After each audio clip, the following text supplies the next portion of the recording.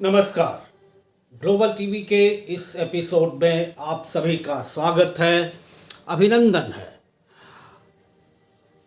ये साल न्यूज़ के लिए या फिर मीडिया जगत के लिए बहुत ही महत्वपूर्ण रहने वाला है, क्योंकि ये साल ऐसा है जिसमें भारत को जी20 यानी विकसित और विकासशील देशों का जो संगठन है, ग्रुप ऑफ 20 कंट्रीज, कहने को तो इसमें 20 हैं, लेकिन कई सारे और भी अप्रत्यक्ष रूप से जुड़े हुए हैं।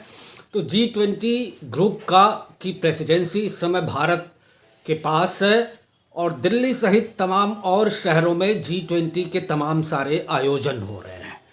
तो ये साल भारत के लिए ही नहीं बल्कि जी20 के सभी देशों के लिए जो प्रत्यक्ष या अप्रत्यक्ष रूप से इससे जुड़े हुए हैं, उनके लिए बहुत ही बिजी और बहुत ही महत्वपूर्ण रहने वाला है। ये इस परिप्रेक्ष्य में भी महत्वपूर्ण रहने वाला है कि जो रशिया और यूक्रेन के बीच चल रहा है, इस दृष्टि से भी ये बहुत ही महत्वपूर्ण रहने वाला है। और ये जाहिर सी बात है कि जी20 के इस प्लेटफॉर्म को कई सारे देश रशिया और यूक्रेन के इशू को एड्रेस करने के लिए इस्तेमाल करना चाहेंगे और रशिया ये ऐसा नहीं होने देना चाहेगा। भारत ने भी जी20 के सभी सदस्यों से इस बात की दरख्वास्त की है कि इस प्लेटफॉर्म को सिर्फ जिस एजेंडा के साथ जी20 का गठन हुआ था उस मुद्दे के इर्द गिर्द ही रखा जाए। तो अब देखने वाली बात ये है कि किस तरह वो देश इसमें सफल होते हैं जो चाहते हैं कि रशिया और यूक्रेन के इशू को, क्राइसिस को, युद्ध को इसमें शामिल किया जाए, डिस्कशन किया जाए और जी20 में भी एक तरह से यूं कहें कि एक निंदा प्रस्ताव रूस के खिलाफ लाया जाए। और इस पे कई अमेरिका की एक शीर्ष सेक्रेटरी थी, मंत्री थी, जिन्होंने दरख्वास्त की जी20 के में शामिल हो रहे रूसी अधिकारियों से कि वो पुतिन के किए गए कामों में भागीदार ना बने।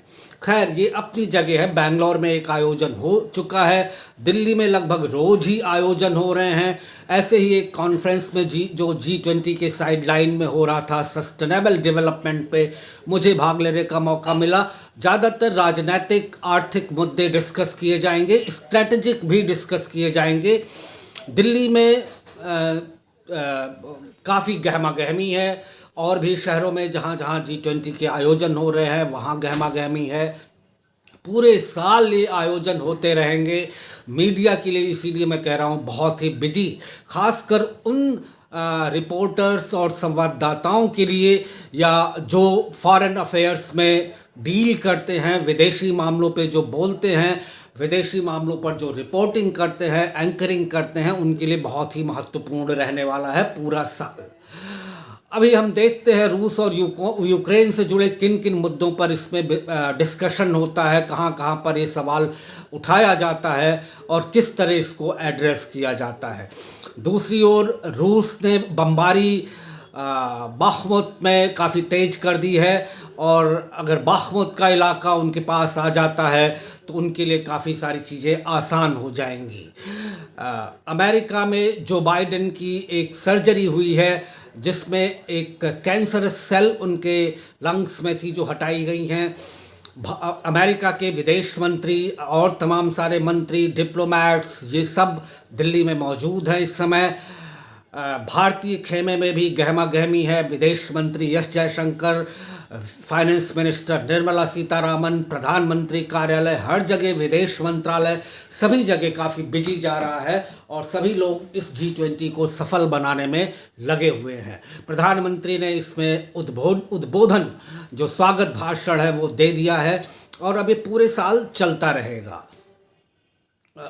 एक और खबर आई थी कल वो कि पाकिस्तान से हथियार यूके और यूएसए लेकर यूक्रेन को देना चाहेगा। ये पूरी जियोपॉलिटिकल सिचुएशन को एक तरह से निक्सन के पीरियड में ले जाने वाली बात है, जब अमेरिका खुलकर पाकिस्तान को समर्थन देता था और भारत अपनी खेमेबंदी सोवियत संघ के साथ करता था। कुछ ऐसी ही स्थिति बनाने की कोशिश की जा रही है, लेकिन काफ़ी सारी चीज़ें इतनी जल्दी नहीं होती, वो धीरे धीरे पता चलेंगी।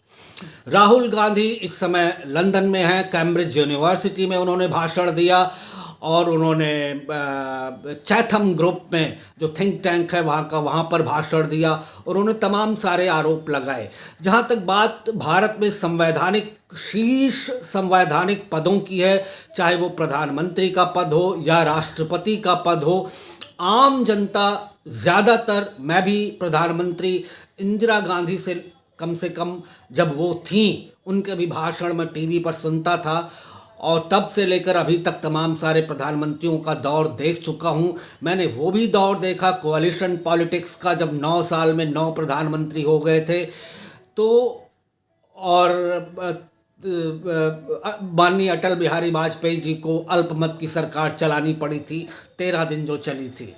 तो ऐसे ऐसे दौर से भारत गुजरा है। अभी प्रधानमंत्री नरेंद्र मोदी का काल चल रहा है, उनका समय चल रहा है। तो ऐसे में राहुल गांधी का बीजेपी पर या आरएसएस पर कटाक्ष करना, ये उनके व्यक्तिगत विचार है, या हो सकता है वो कांग्रेस पार्टी की लाइन भी हो, लेकिन आम जनता की जो ओपिनियन रहती है वो ज़्यादातर उच्च संवैधानिक पदों पर बैठे लोगों पर जल्दी आरोपों और प्रत्यारोपों का दौर नहीं शुरू करती है।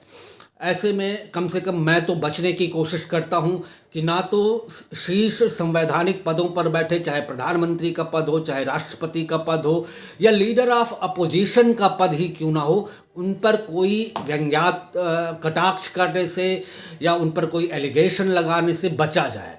ये जनरली लाइन मेरी होती है और ये आम जनता भी यही सोचती है कि ऐसे शीर्ष पदों पर बैठे, संवैधानिक शीर्ष पदों पर बैठे लोगों पर जल्दी आक्षेप ना लगाए जाए।